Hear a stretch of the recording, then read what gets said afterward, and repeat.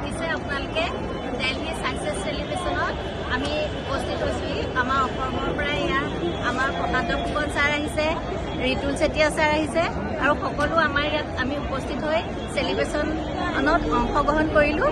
আৰু আমাৰ এই ফুকন ছাৰ এজন পুলিচ বিষয়া হৈ কেনেকৈ এতিয়া এই ব্যৱসায়ত আগবাঢ়ি গৈছে আপোনালোকে ছাৰৰ মুখে শুনকচোন বাৰু।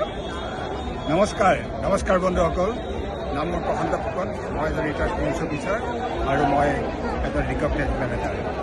আজি দিল্লীত এই ছাকচেছ চেলিব্ৰেশ্যনত মই ৰিকগনাইজ মেনেজাৰ হিচাপে চেলিব্ৰেশ্যন হৈছে।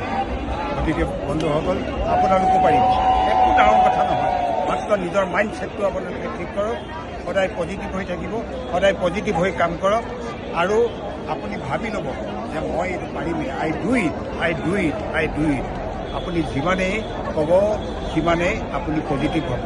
আহক আপোনালোকে এই ভিডিঅ'টো যাৰ জৰিয়তে চাইছে তেখেতৰ লগত শীঘ্ৰে আপোনালোকে যোগাযোগ কৰক আৰু যোগাযোগ কৰি এই ব্যৱসায়টো আগবঢ়াওক। ধন্যবাদ।